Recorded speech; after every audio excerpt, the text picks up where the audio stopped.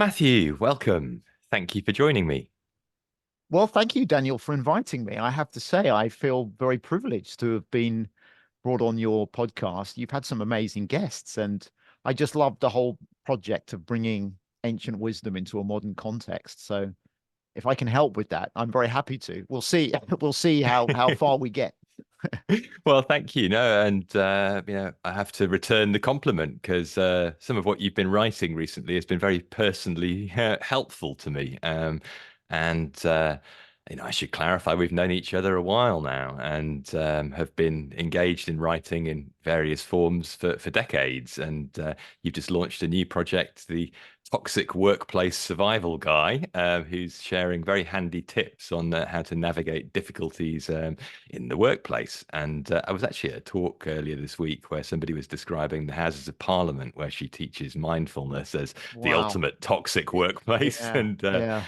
yeah, we've been in newsrooms, which themselves can be nests of vipers. Yeah, so there's all sorts of ways in which I'd like to unpack some of what you've been sharing there. But first, I'd like to just sort of zoom out a little bit to help other people get a bit of a feel for how you've come to be, toxic workplace correspondent, so to speak. As you said when you were introducing the project, you've been bombed, you've survived a suicide attack in Afghanistan, you've ridden into Baghdad on a tank, you've met child soldiers in Uganda, and at the same time, as not considering yourself a shrinking violet, you've been through some stuff that has, really given you pause, so to Yeah. speak. I Definitely. wonder if you Yeah. could say a little bit about your journey and what's brought you to this point.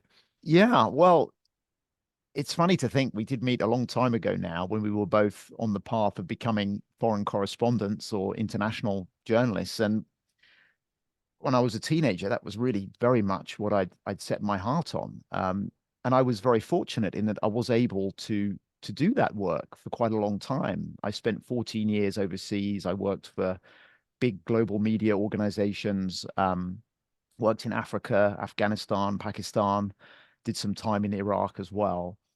Um, and and it was I was very heavily invested in that identity for a long time. And I enjoyed the work. I loved the work, and I found it incredibly rewarding. And I loved the whole culture of it in many ways. But at the same time, there were parts of it that really weren't working for me either. And I'd had depression on and off. I think it started in my late teens, and then probably once every 5 or 6 years, I'd have quite a severe bout.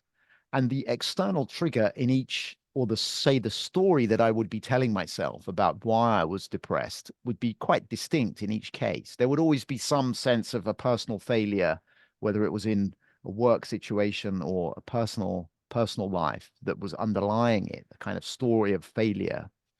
But the symptoms I suffered would be actually pretty severe, and I would actually have to take time off work, and I was not well in those times. And I think it was the most recent bout overseas was in 2011 when I came back to London to recover, and it was actually you who suggested that I go on or you introduced me to Vipassana Mhm. meditation, we went to a talk by one of the Yeah. luminaries of Vipassana. And then in due course, I returned to Pakistan where I was based, and I did go to a Vipassana retreat in India. And it was incredibly powerful experience. What I really understood then how much we can carry that is far beyond the realm of our conscious awareness, but lives in the body. And that was a real revelation for me. And then I had an opportunity to write a book about soldiers overcoming war trauma. And in a way, it was the Vipassana experience that really informed my whole approach to that project. Um, and I told myself it would be a break from working overseas as a correspondent. And I came back to London planning to stay for a year, and I'm still here. That was over 10 years ago. So yeah, and now I'm settled down. I'm married. I have a daughter. Um, and my there's been a twist of the spiral in a way because I'm really back engaged in trauma work, but in a very different way from how I understood it when I was writing that book, Aftershock. And yeah, that was obviously about things that everybody would immediately recognize as trauma. Seeing your friends blown up, for example, Yeah, or having to deal with the fact that you've shot somebody's children and yes, didn't exactly. really Yeah, mean to. But there are many other levels, it seems, I think, to traumatic experience. And what you went through yourself was a traumatizing, yeah, episode, the one that brought you back to London. I mean, you were in a war zone yeah, when you were encountering depression. So yeah, you speak of it as if you just sort of didn't fancy going to work one day, but you're under a yeah, lot of pressure. yeah, yeah. I think, I mean, and I would never say that I suffered like trauma overseas in the way that some of the soldiers that I wrote about did. Mm. I certainly was in lots of edgy situations and working in stressful environments. But in my own case, the real trauma that I discovered that I carried was attachment trauma from early life and how that was manifesting in relationships and my reaction to those relationships. So so so if we were to kind of sketch out a taxonomy, in my understanding, there's of course the kind of trauma that we can all recognize, like what we might say big T trauma, like the kind you described in war zones, assaults, accidents, like obviously traumatic experiences. But I think in a way, the bigger field is the little T trauma, the attachment disruption that we have virtually all suffered in some form as infants, children, even in utero, that can have profound impacts on particularly how we relate to other people, particularly in intimate relationships. And then, of course, in the latest training I'm doing, we take it deeper and we look at intergenerational and collective trauma that we can inherit. And so it kind of expands and expands and expands. But like we were saying earlier, the word can be stretched almost to become meaningless. And I guess that's maybe, I feel like maybe partly what we were going to unpack. Mm. Yeah, I mean, I hear a lot of people talking about trauma to the point that I no longer honestly know what the word means. Yeah, And I wonder if you could, take us back to the work you were doing on post-traumatic stress disorder, which was only relatively recently acknowledged as a condition, and yeah. perhaps share from a sort of psychological perspective what trauma looks like in that sort of taxonomy there, and then how that might relate to other things. Yeah, exactly. Yeah, because you're quite right. And it was only in 1980 that PTSD was introduced into the diagnostic manual used by psychiatrists. And that was after a long battle by military veterans, survivors of domestic abuse, gender-based violence. There was a whole movement of people, particularly in the US, who were pushing for a recognition that people can have long-lasting symptoms from a traumatic event. And there are all kinds of scales and measurements that people use to diagnose PTSD, but it's really a very crude measure. And a lot of people in the mental health profession will tell you that it's almost so crude as to be meaningless in some ways. So, Mm. but the basic, how would I, the basic question, I guess, is how does this traumatic experience that you've suffered live on in your body and your brain? How does it shape your response to the present in a way that is actually a reflection of the past, so that so often we react to present circumstances in ways that are shaped by the past and aren't actually the most appropriate or creative emergent responses, particularly when we're feeling challenged. And to me, that's kind of a broad definition, but I think a lot of the time, like to use another overused term, like when we're triggered, like when we're triggered by someone or something, when we find ourselves overreacting, and we all do that even in small ways on a daily basis. To me, that's a sign of a trauma. And by trauma, I guess we could take like almost a more mystical way of thinking about it. It's like any split that we have in ourselves, any part, any energy that has been kind of fragmented in our system, whether that was in our very early development or through some big event that we've suffered as adults. There's a kind of fragmentation in our field, and that's closer to what I mean when I'm talking about trauma. I think I don't Mm. know if that's. I mean, we're now on the edge of my own way ability to articulate my experience and what I kind of have been working through. But I actually welcome being at this Mm. edge.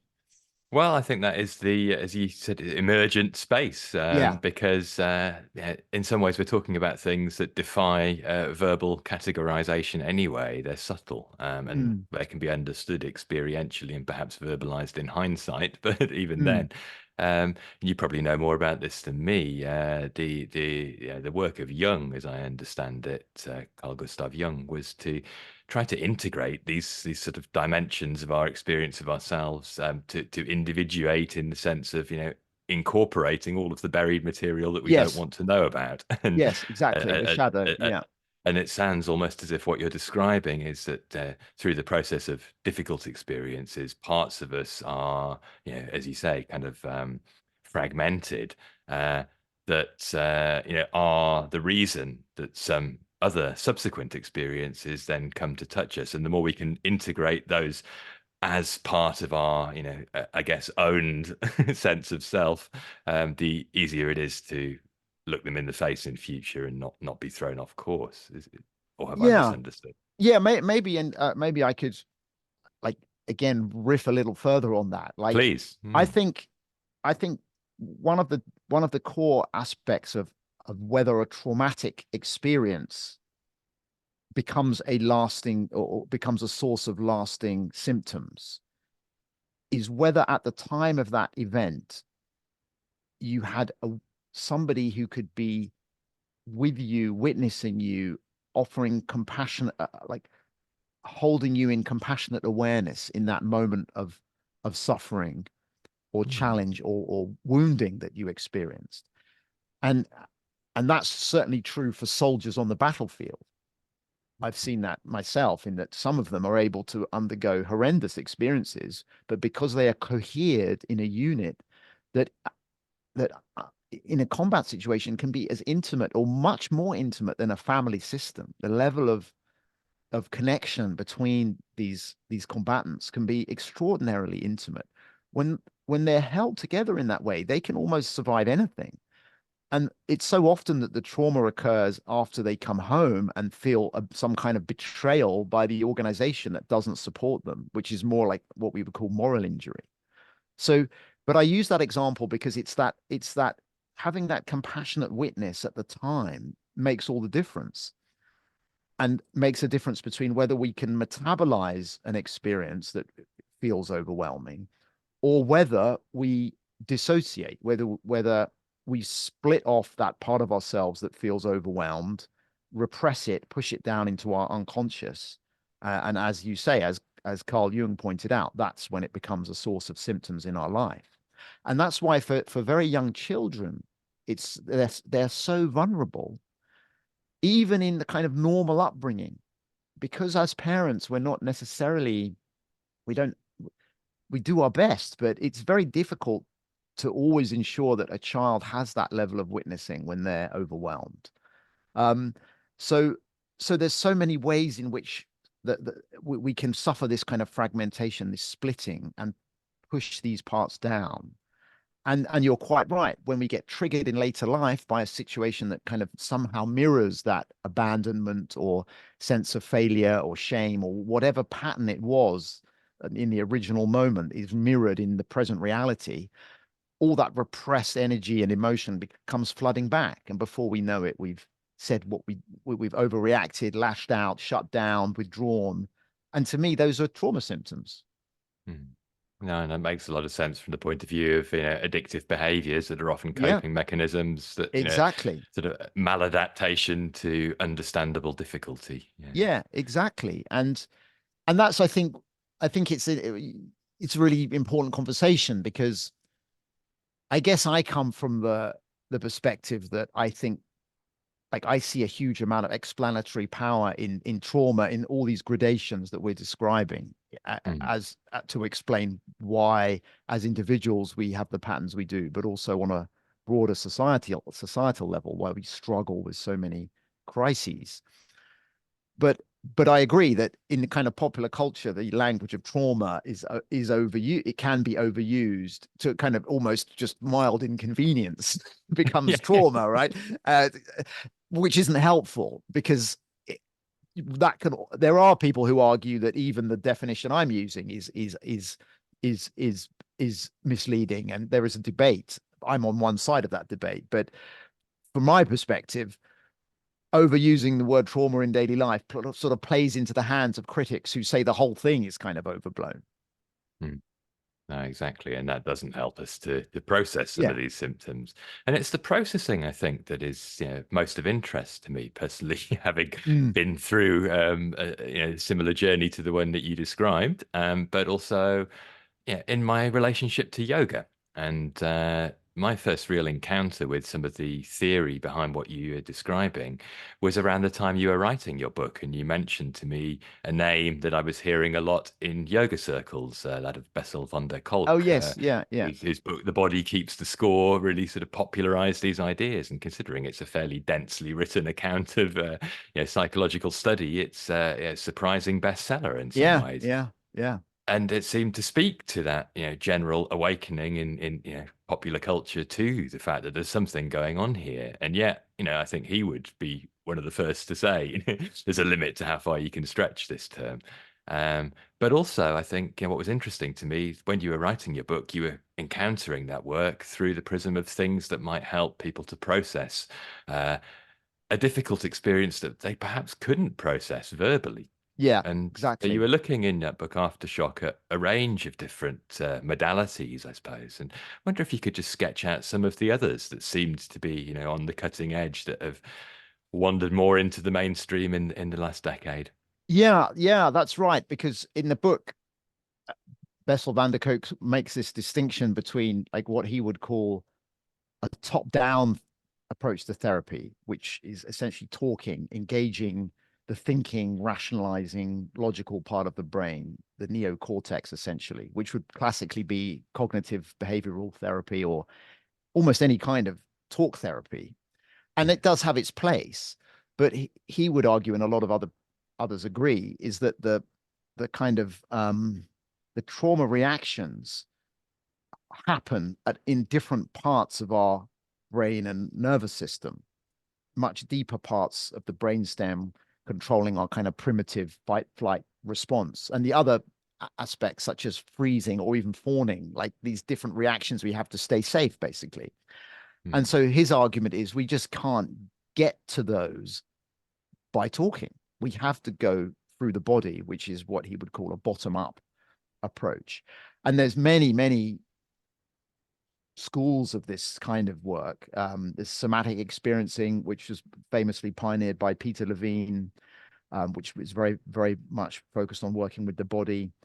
Eye movement desensitization and reprocessing, where a flashing light or other means of bilateral stimulation is used to get the eyes moving back and forth, is also considered a bottom-up approach in that you don't really have to do any talking. And I've experienced that. It's an amazing. I actually really love it. It's really powerful. mm.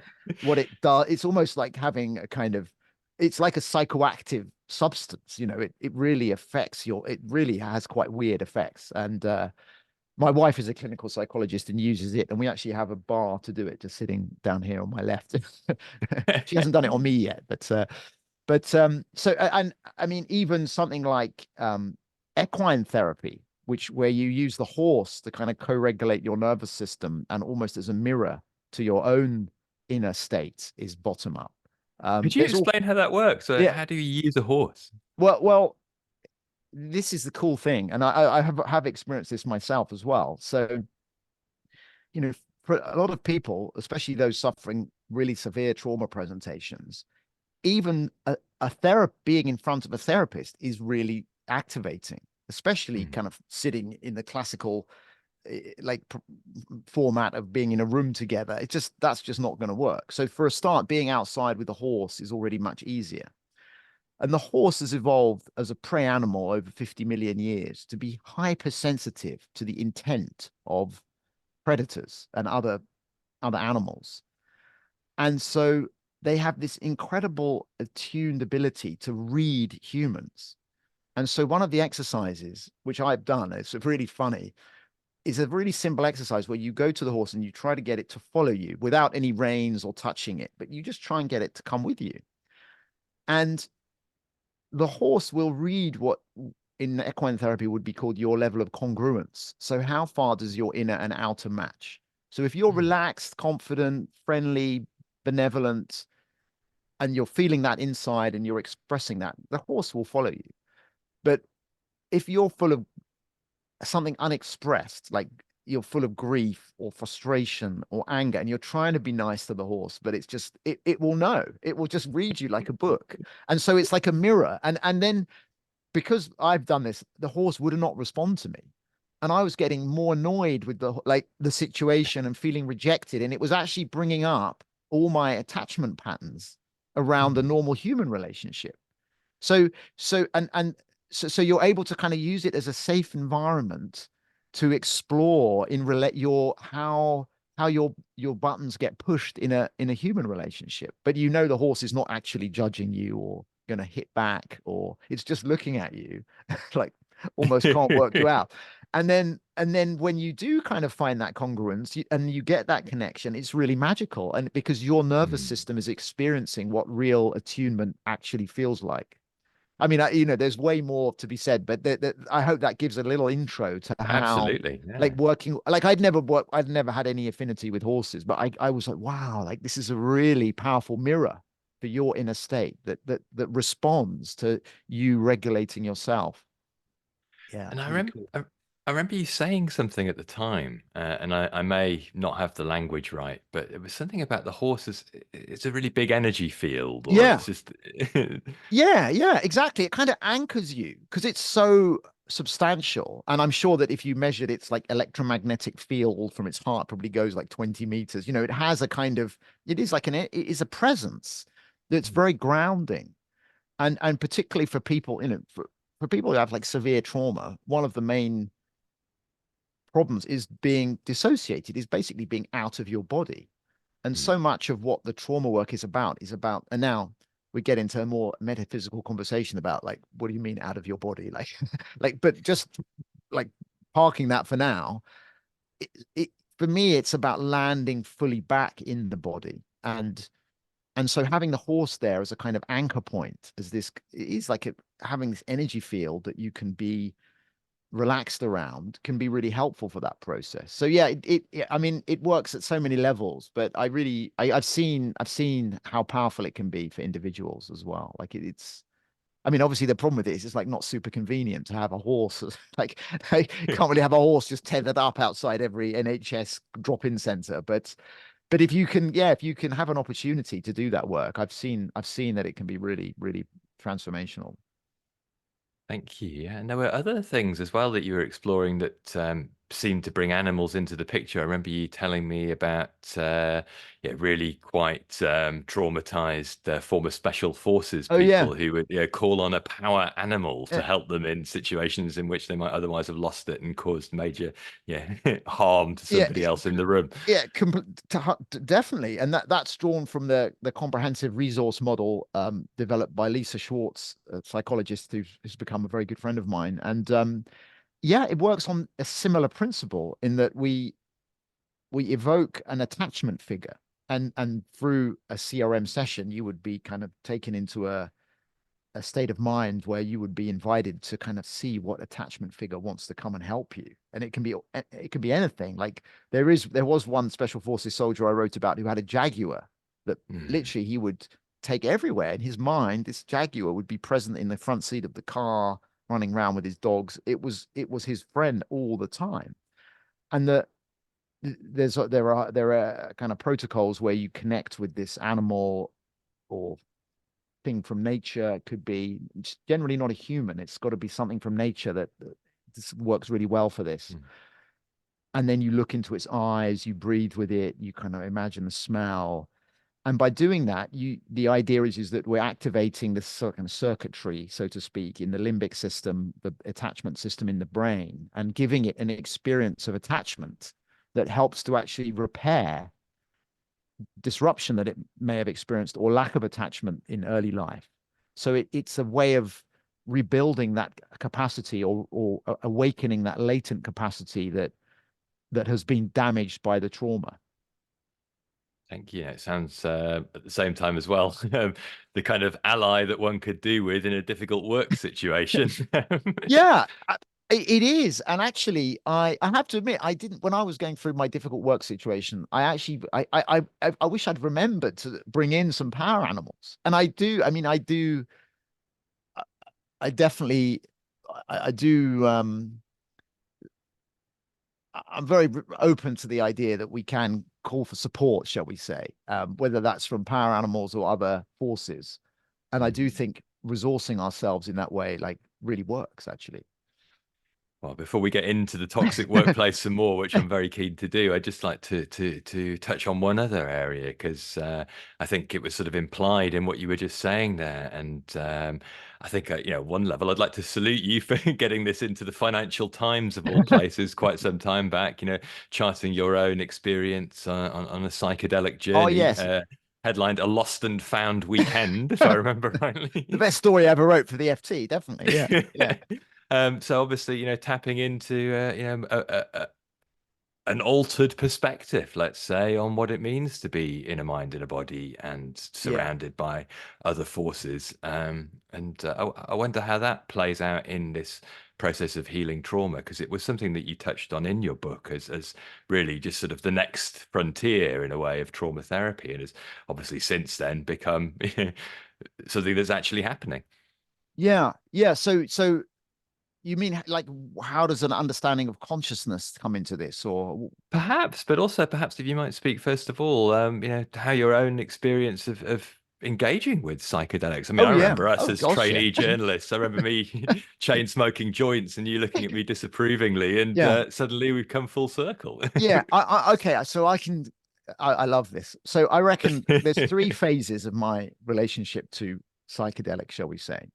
The first 40 odd years of my life, I was firmly against any form of what I would consider drug taking.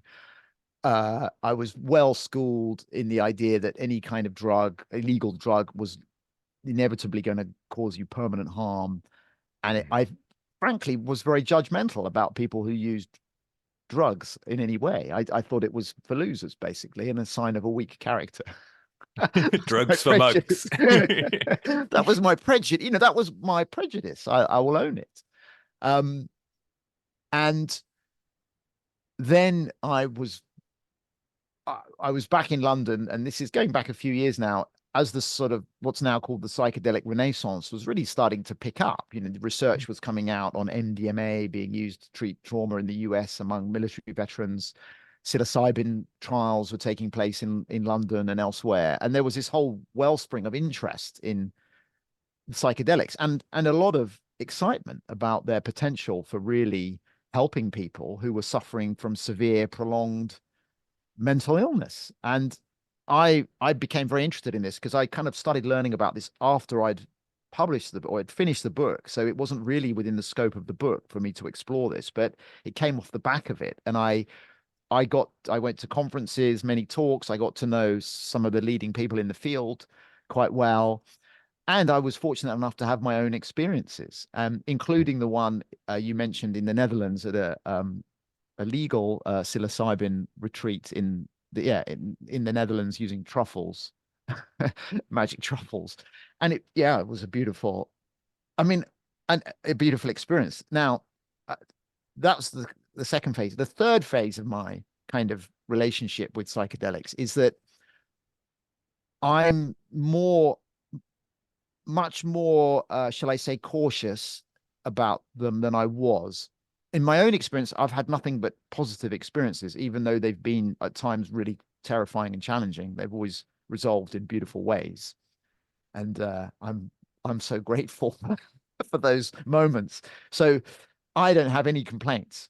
However, having now been around the scene for longer, I've seen how they can harm people, and I've seen how they can harm people sometimes in quite insidious ways, as well as in quite dramatic ways. And I think that's really important to also consider. And I also think that for me, they really opened up my, I guess, my own personal relationship with spirituality and what my own kind of ontology and belief system about reality, which again I'm very grateful for. But and I also know they can be healing, and they can help to heal trauma in certain, if used in the right way, no doubt about that, but not always. And they can go really wrong. And having a mystical transcendental experience is not the same as healing trauma. That those are different things. They can be related, but one does not follow from the other. So my understanding has become a bit more nuanced from my slightly more gung-ho early days. But I'm still very, and I'm not as engaged in the scene as I was. I've kind of, my interest is primarily now in the collective trauma healing work with Thomas Hubel, where psychedelics are discouraged. In fact, you're not allowed, it even says you're definitely not allowed to be anywhere near them during a retreat or anything like that. So, I don't think that, there's a lot of people in the field of Thomas, who work with Thomas, who have had these experiences. It's not like they're kind of frowned upon necessarily, but they're definitely not the focus. And I think my interest has shifted in that way too. I think it's interesting, though, nonetheless, to compare, the two stories you wrote for the FT, one on your meditation retreat and the other on your Yeah. psychedelic experience, because they're both basically talking about the same thing, Yeah. processing difficult experience. And as you say, that can be something that's allied either to a spiritual practice or a psychedelic journey, but it doesn't necessarily follow automatically. Yes, exactly. And Exactly. and also, both of those two modalities can be used to avoid reality and to check Yes. out of difficult experience rather than to fully engage with it. And I'm interested then in just hearing a little bit more about what you have been doing. I mean, first of all, who is Thomas Hubel? Secondly, what is collective trauma? And thirdly, how do these sort of just experiences of a sense of reality bigger than just what's inside the skin Yeah. and the pulsations between the ears? What does that help us to do in terms of processing painful experience? Yes. Yeah. It's just a small question. Yeah, well, we can wrap it up in 5 seconds. Well, and I love this. I mean, because this is really where my growth edge is this Mm. whole question. And it's really lovely to be having this conversation with you, Daniel. Like, I'm super happy that we're sitting here talking about this and not like Afghan politics, which if we carried on in our other profession, that would have been, not that that's a bad topic, but it just feels that it feels so important that we're able to for both of us to engage with it on a personal level, but also have this conversation in public in a way that I don't think we could have done until rarely, maybe fairly recently. Mm. But yeah, so Thomas Hubel is a facilitator who works with large group processes for integrating what we would call collective trauma. And collective trauma it's probably easier to explain it through an example. So Mm. the work that he does, and he's Austrian, and he's been doing this a long time. He started off with groups of Holocaust survivors and their children, and now we can all accept that children of Holocaust survivors would probably suffer some kind of symptoms. But going back a few decades, it was still quite revolutionary. The idea that the child of someone who'd been through the Holocaust would be suffering from intergenerational trauma. And it was actually in fact, I interviewed the author of this book for Children of the Holocaust, which was written, I think it came out in 1980, where she went through and it was one of those books that kind of opened up the conversation that had been happening in private, but suddenly all these children of Holocaust survivors were publicly talking about how much trauma they had inherited from their parents. And it's an intergenerational trauma, but it's also collective in that it's something that a kind of fairly well-defined community or group of people has gone through together. Another example, like a huge trauma field, would be colonialism and slavery and racism and the impact of that globally. It has a collective dimension in that Black people will carry, or in different forms, imprints of that collective trauma, and it plays out through social structures and other kinds of systems. So it's not about something that happened to you necessarily individually. It may have manifested through racism or other kind of life experiences, but there's a much bigger hinterland that is historically embedded that is also showing up in your own experience, in your own perceptions, but also in your relational field. So another example would be division of East and West Germany and how that impacted people on both sides of the Berlin Wall. Um, And uh, plays out now in the yeah, resurgence of right-wing politics. exactly. And many, I mean, almost everywhere we look, we see collective from World War One and World War Two, and obviously played out differently for different countries. But again, we carry the legacy of these enormously destructive conflicts. Um, so in the work starts from the kind of acknowledgement that we are carrying as individuals aspects almost like fractals of these collective traumas that as individuals we can't deal with on our own. The only way that we can handle the scale and enormity of these collective trauma fields is by coming together in very intentional and very kind of like there's a lot of protocols we use to do this. Like it's a very kind of it's a beautifully well orchestrated kind of work. It's not something that we do kind of lightly, but when we do come together, we can start to kind of allow this material that is so suppressed by the collective to emerge safely and let it process and then come to a resolution. So that to me is, I mean, I've done a lot of that now in Germany in person in retreats. We also do a lot of online work.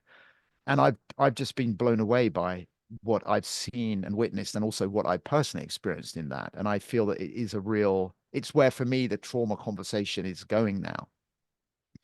Thank you. And coming then to that third dimension of what I raised, I suppose, how does the sort of meditative, I suppose, dimension that is there, if I remember rightly, the term for the project that you were involved with is timeless wisdom Yes. training. So Yeah. what is the timeless wisdom in a way that's shaping this engagement collectively with difficulties?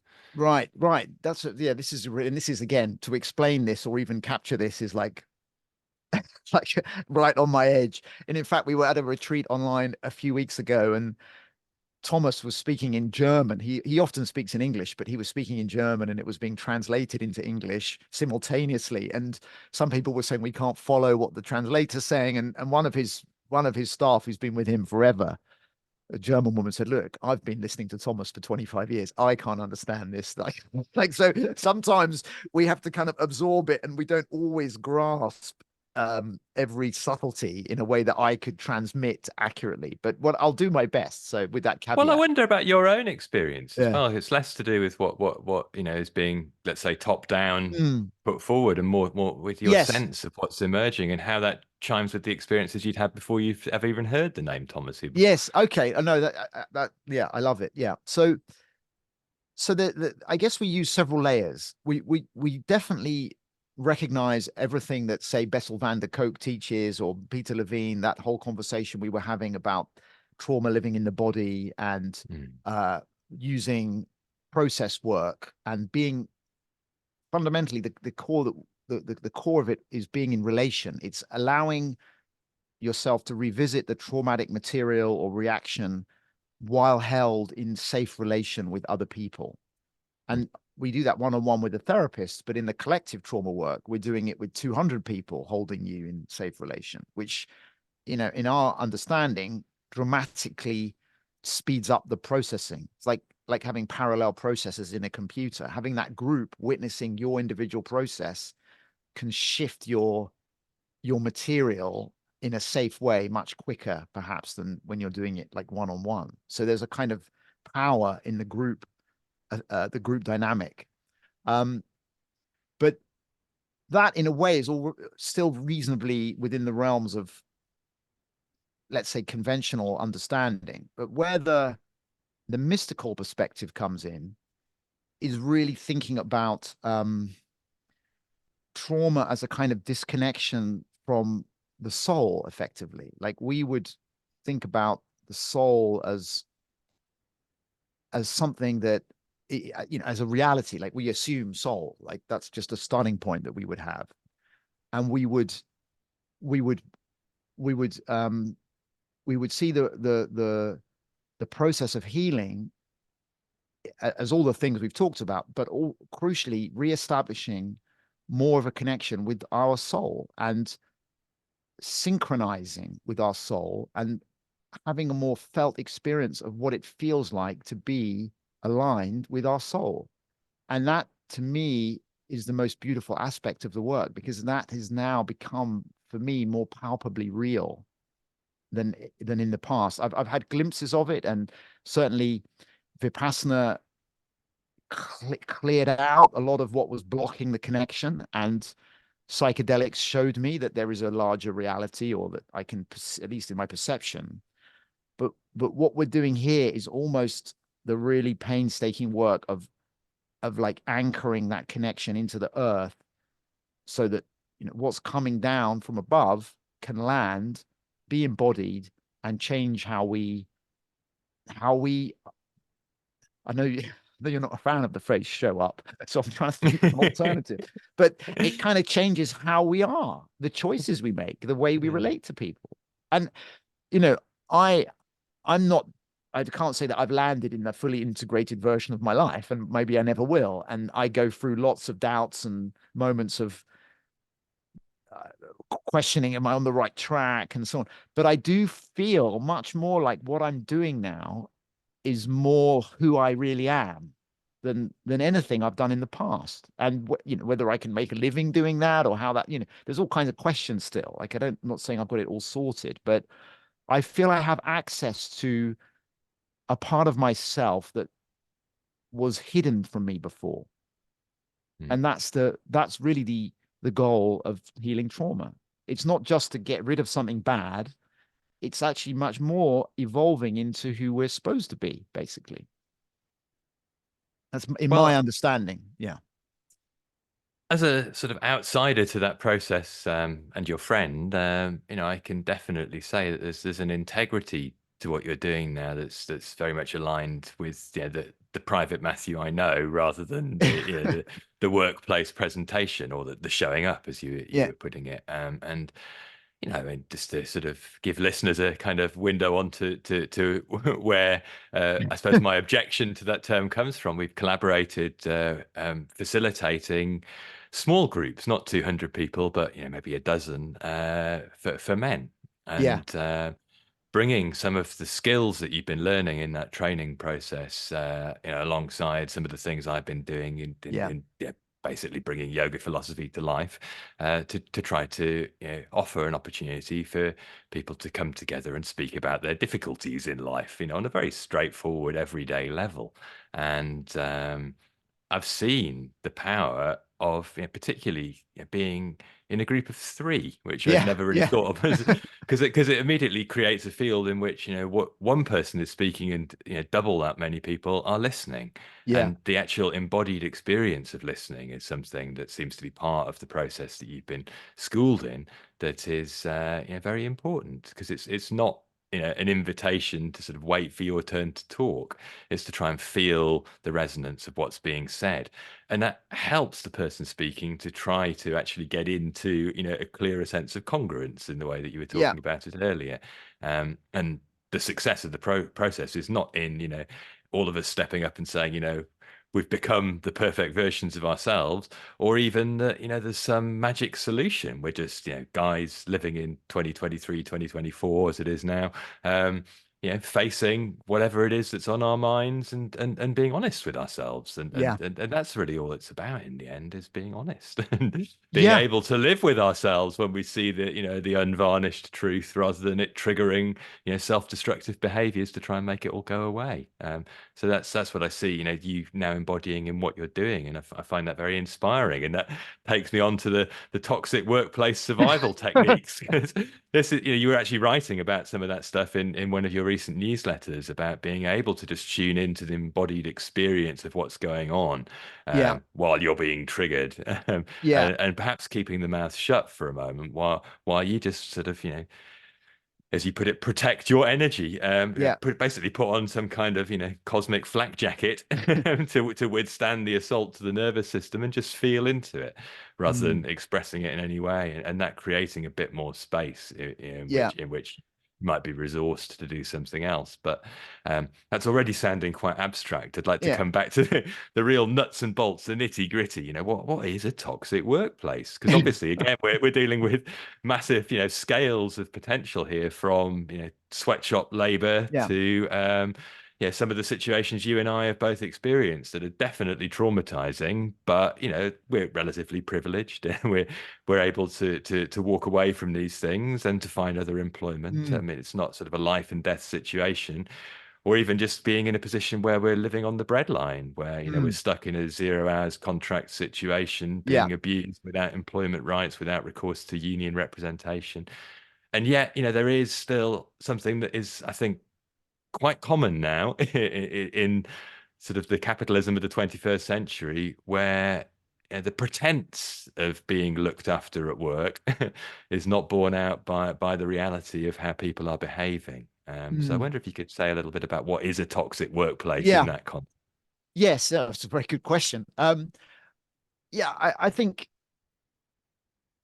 and acknowledging all your points about, even relative to the kind of worst office in the UK, there's people much worse off. But with that as the focus, Mm, like I, I think it's somewhere where you are being you're you're coming to work, you're doing your best, and you are being, let's say, treated in such a way by co-workers or particularly your bosses that is demeaning, that is undermining, that is essentially you seeing you as a kind of object rather than as human being with interiority, values, and a kind of inner life. And that there are kind of different gradations of that. I mean, obviously at work, we're there to work, we all kind of accept the contract that we have to show up and do our job. But but but there's a basic need, as there's a basic humanity in respect and care and consideration, that when that is violated, and in particular when it verges over into, let's say, bullying behaviors, or mm, people are being targeted, and really all kinds of mechanisms of control are being used, um, that can be incredibly painful for people. And I I would never have imagined myself writing about this topic before, because as you've kind of indicated, as a kind of white male, middle-aged, privileged kind of guy, I've very rarely been on the receiving end of abuses of power. I haven't had much experience in my body of feeling that I'm essentially the target of some form of abuse. And I think that experience was very new for me, and it was very it was very disconcerting, and became in a way all consuming for months and months, and extremely difficult to know how to resolve, because it really it it something was happening where it was touching into maybe younger parts of myself, or trauma layers that were being activated and reactivated continuously, that made it very difficult for me to find my ground or feel safe. And as I say, this is all kind of, even listening to myself now feels kind of extraordinary, because if someone had said they were being, they were, I would have had sympathy for somebody telling this story before, but I would have, at some level, I would have had a story that, oh, that would never happen to me. I'd be too smart or too assertive or too kind of robust to allow that. But it really did. And it was also, like, looking back, to me, it was a kind of initiatory ordeal. I learned so much about the kinds of behavior patterns and dynamics that I'm now writing about, that it really, for me, was, it kind of brought a new lens to not only the toxic workplace, but the whole planet is a toxic workplace, right? I mean, yeah. literally, we're killing ourselves, collectively, Mm, because of these dynamics playing out on a global level. So although it was painful at the time, it really it really gave me a level of understanding that I did not have before about where we are and how human dysfunction operates in all its many guises. And yeah, it seemed to me that part of the irony was that you know, your work was supposedly analyzing some of the processes by Yeah. which we are destroying ourselves, Yes. and yet the you know, the people who were supposed to be helping you to do that job effectively were actually reenacting some of those tendencies in your workplace situation. And one dimension of it that really stood out to me that I think comes through in what you're writing about, bringing us back to this idea of being an object, is the Yes. role of human resources in the whole Yes. thing. I mean, that very phrase is sort of it makes my skin crawl. Yeah. The idea that people are just sort of objects to be moved around the chessboard, but that is the reality in Yep. Yeah. capitalism. Yes. We're just inputs to a process. And yet, the language of 21st century touchy-feely HR departments is all designed to disguise that and to make us feel like we have some recourse to due process that will protect Yes. us from Yes. these Exactly. tendencies. Yes. Yes. And yeah, I wonder if you could say something about why, basically most institutional apparatus is not your ally when you Yeah. find yourself on the end Well, of this stuff. well, exactly, because ultimately, all of these, all of these systems are designed to serve the interests of the company, and the company's interest is in a story that it has not made a mistake, and that the location of the problem is in you as the individual. So if you're suffering from, and this is mirrored in society as a whole, if you're suffering from the effects of what is essentially a systemic dysfunction in the workplace, that's now the symptoms are showing up through you because of your experience. The company is not interested in acknowledging that. It's interested in saying that you are the problem. You're difficult. You're sensitive. You're weak. You're not doing your job properly. It's not us. It's you, which is the essence of a narcissistic defense. So yeah, I mean, and HR 99.9% of the time just are there to play along with that. They're not there to actually challenge the power structure. They're there to simply do its bidding, and they'll maybe dress things up in some way, and then maybe kind of create some semblance of due process. But it's incredibly rare that that ever actually results in any kind of community accountability or justice being served. So I think even I sound like so radical now, but even working in an institution like a company where that is the case, even if you don't fall foul of it on a daily basis, is in the domain of a collective trauma, because you are Mm. actually participating in a system in which the person next to you at any moment can be disposed of or kind of thrown under the wheels of this machine. So like, and part of you knows that, and okay, we don't talk about it, and we just get on, and we like create Dilbert cartoons to take the edge off it or whatever. Mm. But these systems are not aligned with who we are as humans at our core. So participating them in them at any level is going to create a level of stress. Now, we get on with that and we overcome it, and that's where we are. But because, and this is where it goes back to I think the collective trauma work. This is really one of the breakthrough understandings for me, was particularly at the end of this 2 years we'd done 4 retreats together in Germany. And, we're dealing with heavy material. We're sitting with children of Holocaust survivors. We're sitting of children and grandchildren of high level Nazi perpetrators, all together working on this stuff, and many other forms of trauma besides, many, many others. We're doing heavy work together, and it's hard, and it's demanding. And at times it's really triggering, and people don't talk to each other for months, and fragmentation in the field occurs, and it's not easy.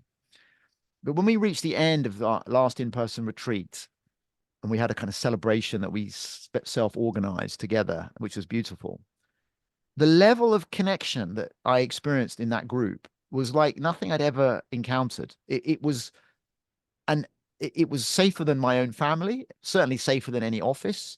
It it was safer than safe, because I had become part of it. Like, I think you hear people talking about the we space, like people talk about we need to be more of a we space and kind of think collectively. I really felt like, wow, this is what it feels like to be in a bigger organism. But the beauty of it was, although I was part of this like shared organism and just feeling all this beautiful energy and care and resonance and attunement at every level, I felt more myself, like I felt more individually Matthew in that environment that I did in a kind of baseline in society. This is a paradox because you might think, oh, it sounds like you're just merging into one kind of puzzle of Mm. undifferentiated, no, I actually felt more myself. And I almost felt like, wow, when I'm talking to people, I can feel them, their individuality in an almost, I can't even describe it. I can kind of read them in a way that I didn't notice was possible before. And that to me was like, wow, that's what it could be like. And then you contrast that with like, that's, I think, how I might even venture, supposed to be. And then you contrast that with even a normal office environment, with the amount of, like, the lack of transparency, the amount of the way we have to kind of don personas at work, the stress, the lack of authentic relating, the blame, the aggression, how all our kind of little t traumas are constantly being triggered in the workplace. That's just, it's a tragedy in a way, relative to what could be. And that's partly what the kind of underlying, although the toxic workplace survival guy is a kind of alter ego of me just laying it down from the battlefront of how I think, just here are my tips, but take it from me. Like, in a way, I do it almost a little over the top. But actually the serious underneath part of it is that feeling like we can do better, actually. Mm. Yeah. Obviously, though, stuck in the workplace as most of us are, needing to earn a living, Yeah, our options are limited in the end. definitely. There's to bring home cash, one has to give time Completely. to the man, so to speak, and Yeah. yet at the same time, it helps to be, forewarned is forearmed to a Yes. certain extent. Even if one isn't actually trapped in a toxic workplace, reading about some of this material can be very helpful, self-defense, psychological self-defense, let's say. Um, and one example that popped into my mind while you were speaking about it, which hadn't occurred to me until just now, was looking back to that sitcom, The Office, from Yeah. 20 years ago. David Brent. Yeah. Exactly, yeah, and I never watched the American version, so if anyone's listening over there, then I'm not sure how this plays out. But the original UK version with Ricky Gervais as this Yeah. narcissistic, delusional, maniac, basically subjecting everybody to all of his whims, and they can't say no because he's the boss, and if you do, Yeah. you get fired. Yeah. Just sort of captures the problem. You're trapped in this place, and at the mercy of whoever it happens to be who dominates. And the sad reality is that the sensitive, caring types don't usually Yes. scramble to the top of Exactly. the power Exactly. struggle. It's the The opposite. people who get Exactly. so Yeah. we are stuck actually at the mercy often of narcissism to a certain extent, and that's another term that Yes. I want to unpack, because obviously the culture is now replete with people diagnosing each other as Yeah. narcissists, and it's an overused concept, and to a certain extent it's a tendency that can be active in all of us, but Yes. there are ways in which it really does define what goes on at Yes. work. And you described it very well, I think, this morning in your latest newsletter post I've just been reading about the three different types of Yes. narcissistic personality styles that show up. And one is, the David Brent, in a way, kind of Yeah. arrogant, controlling, entitled corner office bully, as he put it, or even not so much bullying, doesn't even realize he's bullying everybody. He's just Yes. basically got his Yes. dick out and waving it around. Yes. Everyone's going to put it away. But then there's the covert Oh, yes. style, and Yeah. that's the one I think is the forewarned is forearmed. I wonder if you could say a little bit about covert narcissism and how it isn't so much a label to stick on people as a tendency. There's a Yes. spectrum of it, It, and some of yes. it's there in most workplaces. Yes, exactly. And yes, and I think very common. And until you've named it and understood it, it's incredibly confusing and baffling to deal with, because the covert narcissist will present often as vulnerable and anxious and in need of reassurance. And so initially, like, your response may be to try to help them, to be reassuring, to kind of to see yourself in the role of almost, and if you have this tendency that some of us do to sort of caretake or rescue, you can feel quite obligated to help this person to find their feet and to really overcome all the kind of problems and problems always caused by other people. You'll notice that they're complaining to you about. So that's the first kind of level of it. But what what the reason it's called covert is that this is all a smokescreen, and that underneath they are they are because all narcissists are incredibly insecure, and we can note that this is all a result of trauma and have compassion for that. But in the workplace, we're also in the business of self-preservation because of the incredible amount of suffering and havoc such people can cause. We understand it to make sure that we don't get sucked in by it.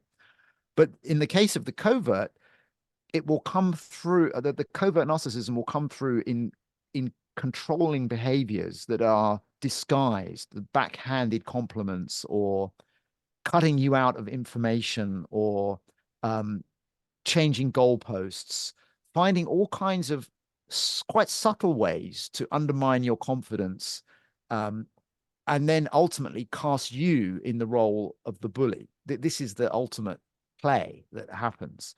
And the surefire tell of the covert narcissist is an oscillation between this victimhood, this appeal to your pity, which can be incredibly florid and overwhelming. And if you're not schooled in this, you may feel quite sorry for that person.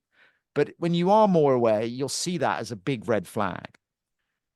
But the pendulum will then swing to hostility, and you will be accused of betrayal and disloyalty. And again, you will be cast in the role of the aggressor.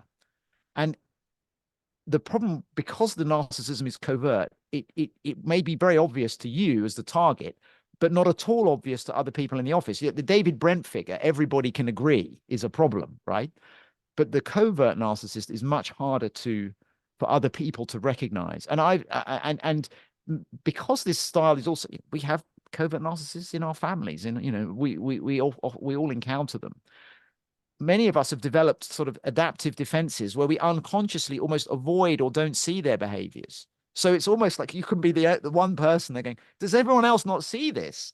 But it's incredible how they can kind of almost cut a swathe through an office without being picked up or really recognized as a problem. So it's just the confusion, I think, is the thing to emphasize with the covert. Very confusing. And then ultimately, when it does come to the showdown and you are, challenged by HR to put up or shut up and provide evidence of this person's abusive behavior, all you've got is this sort of breadcrumb trail of Yeah. tendencies over Yeah. a 12 month period, which doesn't add Yeah. up to them pulling a gun on you and No. threatening your And life. Yeah. yes, exactly. And if you've got, the classic question they'll ask is, well, do they shout? If you have someone who's literally shouting and throwing things in the office, then that's that they'll maybe be asked to tone it down. They certainly won't be fired or anything like that. But the problem with the covert is so skilled at titrating their abusive behaviors at such a subtle level that it's affecting you, but it's almost imperceptible to a third party. But you feel it every time because you know exactly what they're trying to do and what they're trying to say about you in each of the little comments that when read in kind of in the cold light of day don't sound particularly hostile, but they're part of a pattern which just leaves you feeling exhausted, drained, and demoralized. And it's so insidious, and that's why I'm so kind of that's why I enjoy writing about it, because I think if you know this, you're so much more able to protect yourself and not get drawn into the mind games that they like to play. I hear you, and I know what you're talking about. I sense we could carry on for Yeah. many more hours, but I feel we should slowly wind things up. Before we do, though, I'd like to just see if we could share a few concrete tips. Your first few offerings as the toxic workplace survival guy have certainly spelled out a few. Started with sort of tell yourself the truth, name it Yeah. to tame it, as you put it. Yeah. You are in a toxic workplace, and then start to document what's happening, even if you're never going to show it to anybody else, so Yes. that Yeah. you believe yourself. You don't Exactly. lose connection to your own experience. And I Yes. wonder if you could share one or two other thoughts, that people might take away to reflect on. Yeah. Yeah. I think a crucial one is what I call it the 30-minute rule, which is and literally I have used this where I wouldn't respond to emails or messages for half an hour from certain people because I would be so triggered by their contents that there would be a danger that I would fire something back or commit something to paper that I would regret. And I think that is a really, especially in this world we live in of instant communication on every device, when we're in a toxic work environment, we are in a constant state of low level fight flight activation. And it Mm. is easy for us to shoot back a response, which will then be used to demonstrate that you're the one with the problem. And so it's super important to not do that. And I was once told by a colleague overseas, make war, make love by telephone, make love by email, make war by telephone. So if there is a conversation you need to have, which is going to potentially be confrontational, it's much better to actually speak to the person. And usually, even the narcissist will be less aggressive in person. I mean, it depends on the particular category, but sometimes they can appear to be conciliatory. But yeah, you just don't want to be. You just don't want. You want to be recognizing the danger of just firing off messages that can make things worse. I think that's a really basic but important thing to keep in mind. Yeah. No, that's very helpful indeed. Yeah, thank you, thank you. More broadly, before we wrap up, just to reflect on how everything fits together for you now.